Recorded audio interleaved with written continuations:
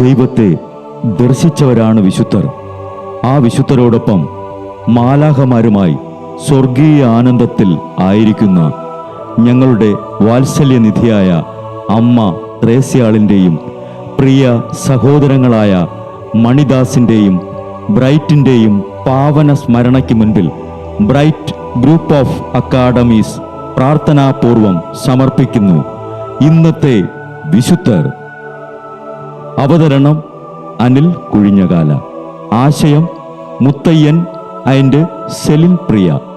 സംവിധാനം സ്റ്റെനി ആൻഡ് സ്റ്റെനിച്ച്. ഇന്നേ ദിവസം തിരുസഭ മാതൃകയായി നൽകിയ വിശുദ്ധരെ അനുകരിച്ച് പ്രാർത്ഥനയോടെ ആ പാത പിന്തുടരുന്ന നിങ്ങൾക്കേവർക്കും കർത്താവിൻ്റെ തിരുമുഖം ദർശിക്കാൻ കഴിയട്ടെ എന്ന പ്രാർത്ഥനയോടെ ഞാൻ നിങ്ങളുടെ സ്വന്തം ജസ്റ്റിൻ.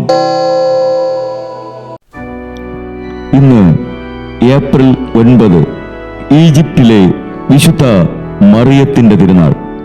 AD 344 ഈജിപ്തിൽ ജനിച്ച് 12 വയസ്സ് മുതൽ 17 വർഷം പാപത്തിൽ മുഴുകിയും പിന്നീട് ഈജിപ്തിലെ മരുഭൂമിയിൽ 47 വർഷം പ്രായശ്ചിത്തത്തിലും ജീവിച്ച വിശുദ്ധ മറിയത്തിൻ്റെ ജീവിതം അവിശ്വസനീയമാം വിധം അത്ഭുതകരമായി തോന്നാം. പാലസ്തീനയിലെ മരുഭൂമിയിൽ പരിശുദ്ധനായ സോസിമോസ് എന്ന ഒരു സന്യാസി ഉണ്ടായിരുന്നു.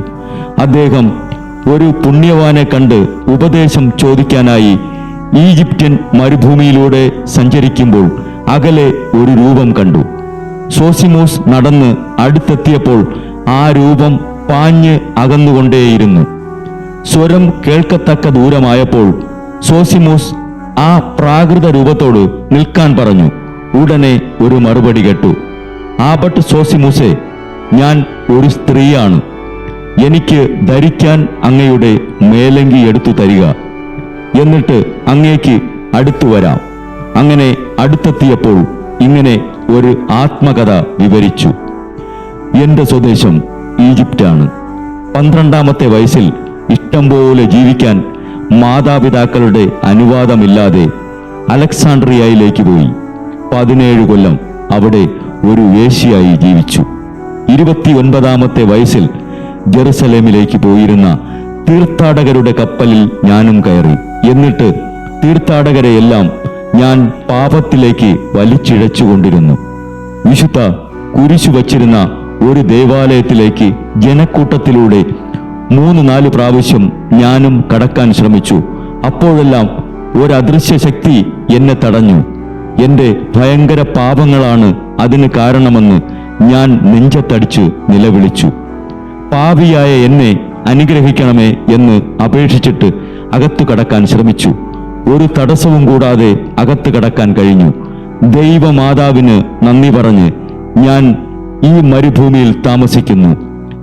അന്ന് ആബട്ട് സോസിമോസിന്റെ കരങ്ങളിൽ നിന്നും മറിയം ദിവ്യകാരുണ്യം സ്വീകരിച്ചു. അടുത്ത നോമ്പുകാലത്ത് തന്നെ വന്ന് കാണണമെന്ന് സോസിമോസിനോട് ആവശ്യപ്പെട്ടുകൊണ്ട് അവർ പിരിഞ്ഞു. പിറ്റേ വർഷം സോസിമോസ് ആ സ്ഥലത്ത് മടങ്ങിയെത്തിയപ്പോൾ മറിയത്തിന്റെ ശരീരം മാത്രം കിടക്കുന്നു.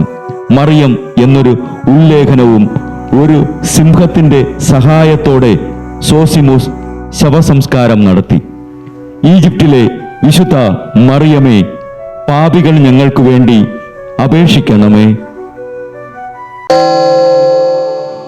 ബ്രൈറ്റ് കുടുംബത്തിൽ നിന്നും കർത്താവ് തൻ്റെ മുന്തിരിത്തോപ്പിലേക്ക് വിളിച്ച് പൗരോഹിത്യം നൽകി അനുഗ്രഹിച്ച റവറൻ ഫാദർ ബിൽ ബ്രൈറ്റും സന്യാസത്തിലേക്ക് വിളിച്ച് അനുഗ്രഹിച്ച് മണവാട്ടിയാക്കിയ സിസ്റ്റർ മരിയ ജോസും വിശുദ്ധരെ അനുകരിച്ച് ഇവിടെ ഈ ഭൂമിയിൽ ആത്മാക്കളെ നേടാനായി ഇരുൾ വീണ താഴ്വരയിലൂടെ നടക്കുമ്പോഴും പൈശാചിക ശക്തികൾ വിടാതെ പിന്തുടർന്ന് പീഡിപ്പിക്കുമ്പോഴും മരണം നിഴലായി കൂടെ നടക്കുമ്പോഴും ദിവ്യകാരുണ്യം എപ്പോഴും ആത്മാവിന് കരുത്തേകും പോലെ തിരുവചനമെന്നും പാതയിൽ വിളക്കായി ജ്വലിച്ച് ആ ജ്വാലയിൽ അനേകായിരം ആത്മാക്കളെ നേടിയെടുക്കാൻ സകല വിശുദ്ധരെ, മാലാഖമാരെ ഇവർക്കു വേണ്ടി എപ്പോഴും കർത്താവിനോട് മാധ്യസ്ഥം വഹിച്ച് പ്രാർത്ഥിക്കണമേ.